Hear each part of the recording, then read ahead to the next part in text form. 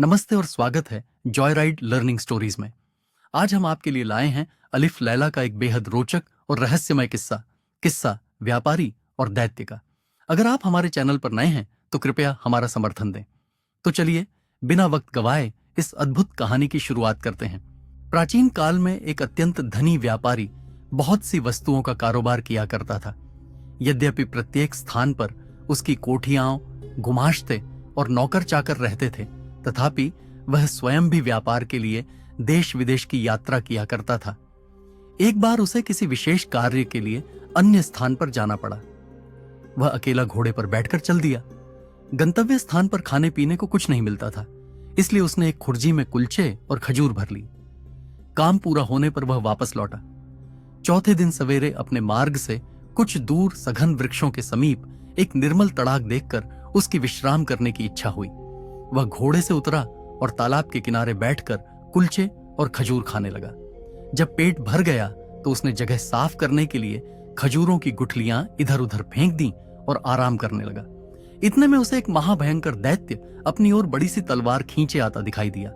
पास आकर दैत्य क्रोध से गरज कर बोला, इधर आ, तुझे मारूंगा।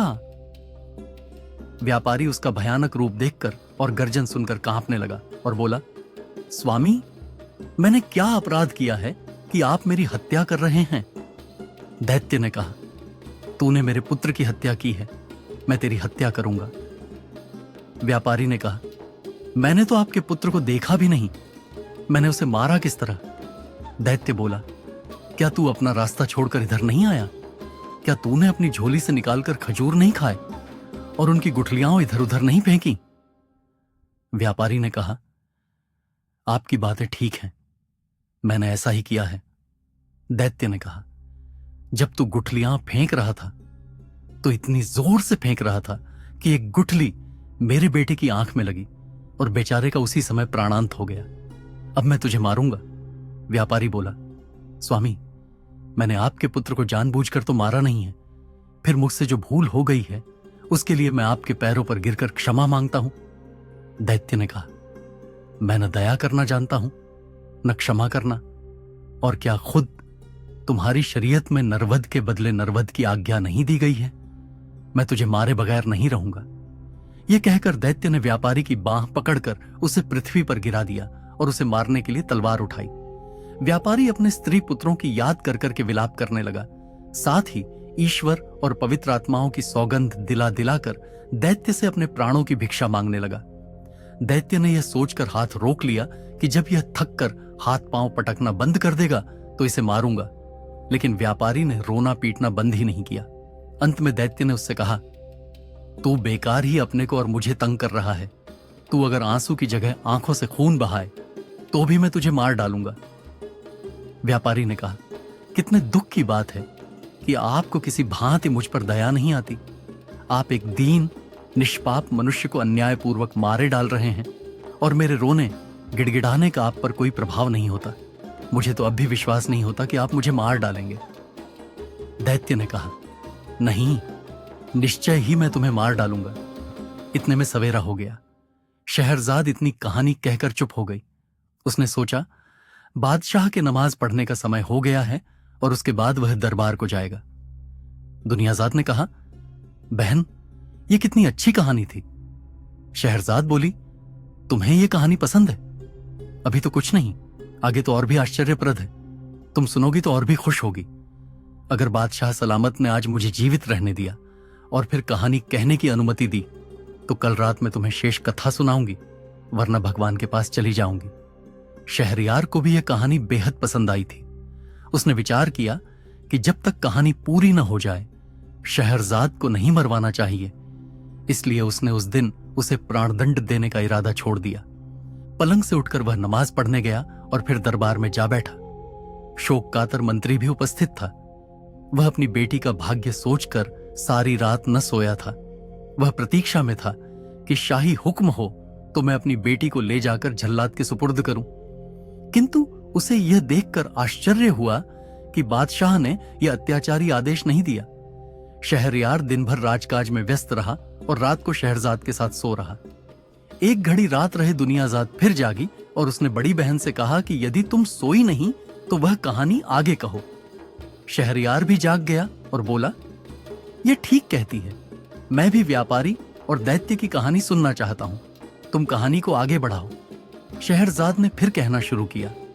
जब व्यापारी ने देखा कि दैत्य मुझे किसी प्रकार जीवित न छोड़ेगा, तो उसने कहा, स्वामी, यदि आपने मुझे वध्य समझ ही लिया है और किसी भांति भी मुझे प्राणदान देने को तैयार नहीं है, तो मुझे इतना अवसर तो दीजिए कि मैं घर जाकर अपने स्त्री पुत्रों से विदा ले लूं और अपनी संपत्ति अपने उत्तराधिकारियों में बांट आऊं, ताकि मेरे पीछे उनमें संपत्ति को लेकर लड़ाई झगड़ा न हो।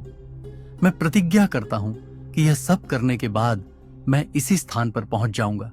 उस समय आप जो ठीक समझें वह मेरे साथ करें। दैत्य ने कहा, यदि मैं तुम्हें घर जाने दूं और तुम वापस ना आओ, फिर क्या होगा? व्यापारी बोला, मैं जो कहता हूं उससे फिरता नहीं।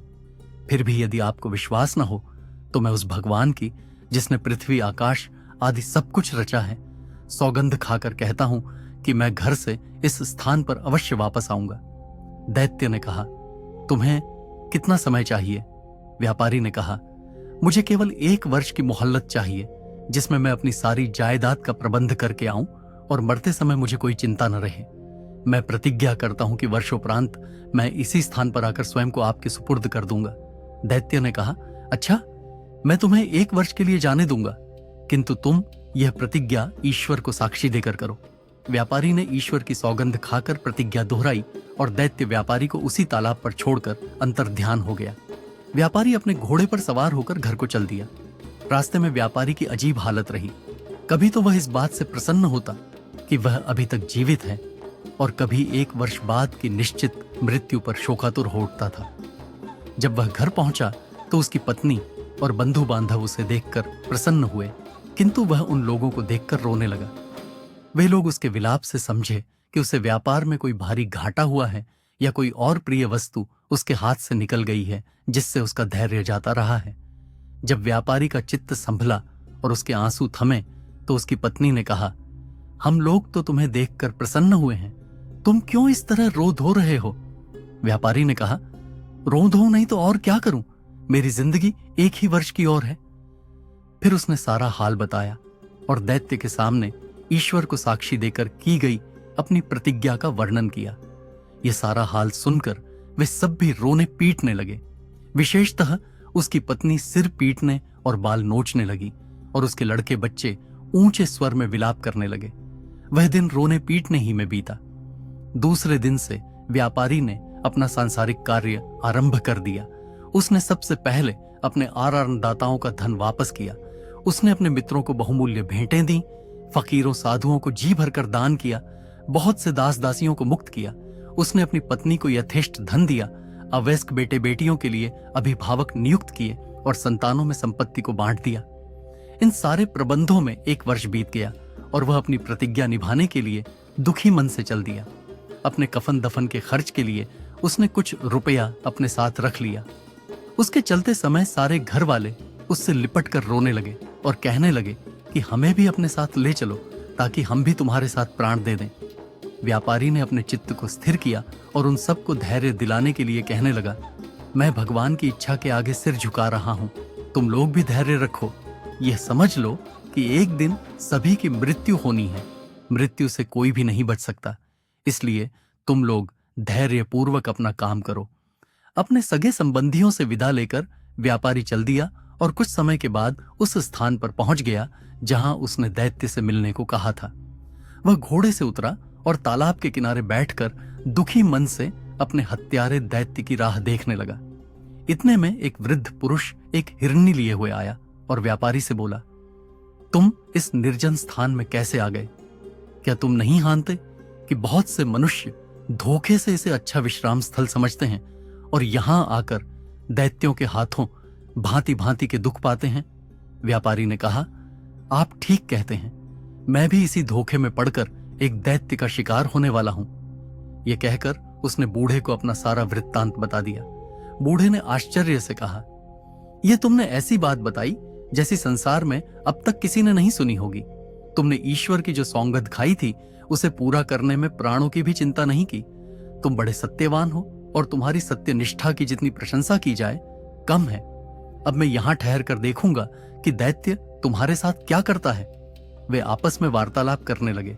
इतने ही में एक और वृद्ध पुरुष आया जिसके हाथ में रस्सी थी और 2 काले कुत्ते उस रस्सी से बंधे हुए थे। वह उन दोनों से उनका हालचाल पूछने लगा। पहले बूढ़े ने व्यापारी का संपूर्ण वृतांत कहा और यह भी कहा कि मैं आगे का हालचाल देखने यहां बैठा हूं। दूसरा बूढ़ा भी यह सब सुनकर आश्चर्यचकित हुआ और वहीं बैठकर दोनों से बातें करने लगा। कुछ समय के उपरांत एक और बूढ़ा एक खच्चर लिए हुए आया और पहले 2 बूढ़ों से पूछने लगा कि यह व्यापारी इतना दुखी होकर यहां क्यों बैठा है। दोनों ने उस व्यापारी का पूरा हाल कहा। तीसरे वृद्ध पुरुष ने वहां ठहरकर इस व्यापार का अंत देखने की इच्छा प्रकट की, अतएव वह भी वहां बैठ गया। अभी तीसरा बूढ़ा अच्छी तरह सांस भी नहीं ले पाया था कि उन चारों व्यक्तियों ने देखा कि सामने के जंगल में एक बड़ा गहन धूम्रपुंज उठ रहा है। वह धुएं का बादल उनके समीप आकर गायब हो गया। वे लोग आश्चर्य से आंखें मल ही रहे थे कि एक अत्यंत भयानक दैत्य उपस्थित हो गया। उसके हाथ में तलवार थी और उसने व्यापारी से कहा, उठकर इधर आ, मैं तुझे मारूंगा, तूने मेरे बेटे को मारा है। यह सुनकर व्यापारी और तीनों बूढ़े कांपने लगे और उच्च स्वर में विलाप करने लगे। उन सब के रोने चिल्लाने से जंगल गूंज उठा, किंतु दैत्य व्यापारी को पकड़कर एक ओर ले ही गया।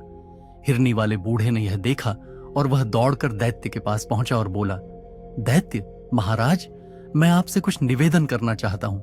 आप अपने क्रोध पर कुछ देर के लिए संयम रखें।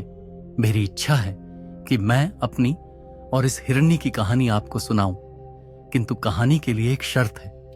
यदि आपको यह कहानी विचित्र लगे और पसंद आए तो आप इस व्यापारी का 1/3 अपराध क्षमा कर दें। दैत्य ने कुछ देर तक सोचकर कहा, अच्छा, मुझे तुम्हारी शर्त स्वीकार है। कहानी कहो। अगर आपको यह कहानी पसंद आई हो तो वीडियो को लाइक करें और चैनल को सब्सक्राइब करना न भूलें। धन्यवाद।